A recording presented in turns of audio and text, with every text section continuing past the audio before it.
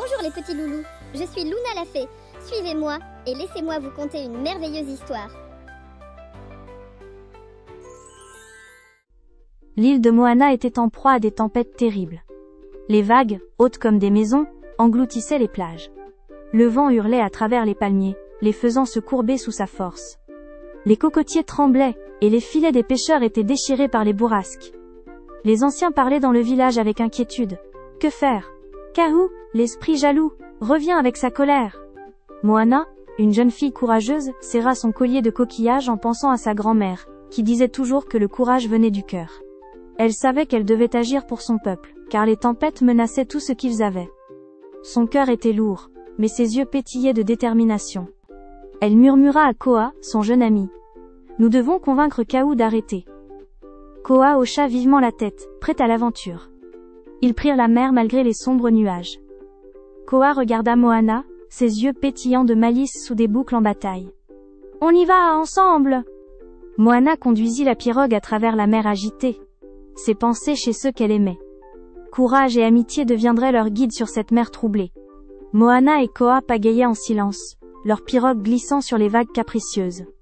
Leur cœur battait à l'unisson avec chaque éclaboussure d'eau salée qui les éclaboussait.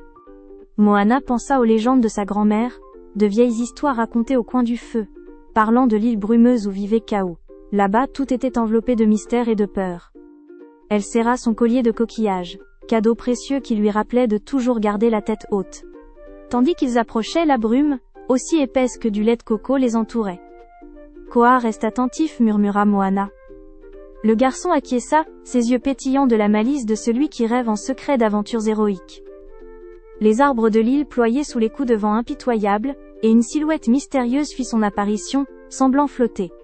C'était Kahoo, son manteau de nuit brillait faiblement à travers la brume, un défi dansant dans ses yeux. « Moana !»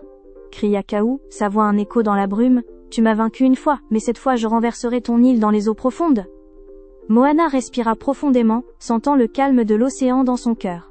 Car elle savait que seule la paix pourrait sauver son peuple. Face à l'ombre menaçante de Kahoo, Moana resta ferme, malgré ses mains nerveusement enclenchées autour de sa pagaie. « Kahoo, dit-elle avec sérénité, je te propose une trêve. Cessons ces tempêtes et parlons de paix. » Ces mots flottaient dans l'air, comme des draps légers sous le vent d'été. Kahoo, intrigué par cette audace, se mit à luire d'une lueur tempétueuse. « Pourquoi devrais-je, Moana ?» demanda-t-il, sa voix retentissant comme un orage lointain. Moana répondit doucement. « Parce que seule l'harmonie est plus puissante que la colère. » C'est alors que Kahoo élabora son piège perfide. Des vagues traîtresses surgirent, encerclant la pirogue de Moana et Koa, menaçant de l'engloutir. Koa, le courage dans les yeux, saisit sa pagaie avec vigueur. « Tiens bon, Moana !» cria-t-il en pagayant frénétiquement, son rire dansant dans l'air même au milieu du danger. Moana ferma les yeux un instant, concentrée. Puis elle commença à chanter une vieille mélodie, un hymne de paix que sa grand-mère avait jadis chanté.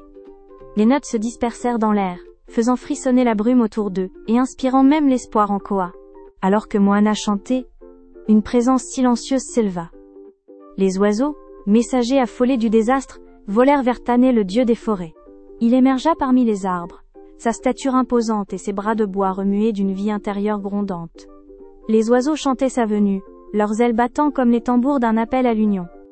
Tané leva son regard de sagesse vers Kahoo, son front couronné de feuilles rustlesques.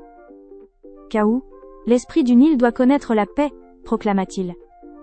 La brise qui soufflait à travers ses branches semblait commander le respect même du vent enragé. Ina, depuis son siège sur la lune argentée, observa ces événements avec ses yeux vastes comme l'océan. Elle envoya un rayon de lumière qui trancha la brume, calmant les vents en un clin d'œil de sa grâce silencieuse. Kahoo, voyant ces alliances de terre et de cieux, vacilla un instant. Le chant de Moana continuait de tisser sa toile, et la mélodie remplissait l'air d'une harmonie réconfortante. Même le vent soupira, et les vagues frémissantes trouvèrent leur calme. L'unité de Moana, Koa, Tané et Hina firent reculer les bourrasques de Kahoo. Les éléments unis, Kahoo sentit sa puissance diminuer face à cette force de solidarité et d'harmonie. La mélodie apaisante de Moana se transforma en un étendard de paix, flottant au-dessus des vagues no-inertées. Tané avança avec la lenteur majestueuse des forêts anciennes. Son écorce craquant sous chaque pas. « Retraite, Kahoo » avertit-il, sa voix résonnant comme un oracle millénaire. Ce n'est pas ta colère qui régnera ici. Sous l'influence d'Ina, la lune surveillant le monde d'un éclat maternel, les cieux s'éclaircirent. Kaou bouillonna de frustration, ses yeux ardents fixant Moana et ses alliés. Mais il savait quand une bataille était perdue. Kaou recula, sa silhouette fluide engloutie par la brume, alors que ses murmures résonnaient encore comme une promesse frémissante de revenir tenter sa chance un jour. La mer était redevenue calme, ses vagues berçant doucement la pirogue de Moana et Koa. Moana et Koa se regardèrent, surpris mais victorieux. « Nous avons réussi !» murmura Moana, embrassant la brise paisible, en remerciant silencieusement la sagesse de sa grand-mère et l'aide des esprits anciens. Le retour à l'île portait en eux une nouvelle légende à raconter. De retour à l'île, Moana et Koa furent accueillis comme des héros par les villageois.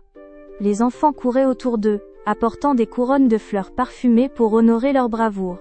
Les anciens chantèrent en chœur une chanson de gratitude au crépuscule. Koa, avec son rire contagieux, se mit au centre de la foule. « Vous savez, » annonça-t-il joyeusement, pendant que Moana calmait les tempêtes, « je dansais avec les vagues. » Les adultes souriaient, amusés par son imagination débordante. Moana, avec un sourire complice, regarda le jeune garçon qui, malgré sa peur, avait fait preuve d'un courage remarquable. Elle le serra dans ses bras, un geste de reconnaissance et de camaraderie. Cette aventure leur avait beaucoup appris. Ils comprenaient désormais que, même face aux plus grands défis, l'unité et la paix pouvaient faire disparaître n'importe quelle tempête. Moana regarda le ciel dégagé, un sens de calme et de force dans le cœur. Elle murmura à l'oreille de Koa. « Peut-être que tout n'est qu'un début ? Qui sait ce que l'avenir nous réserve ?»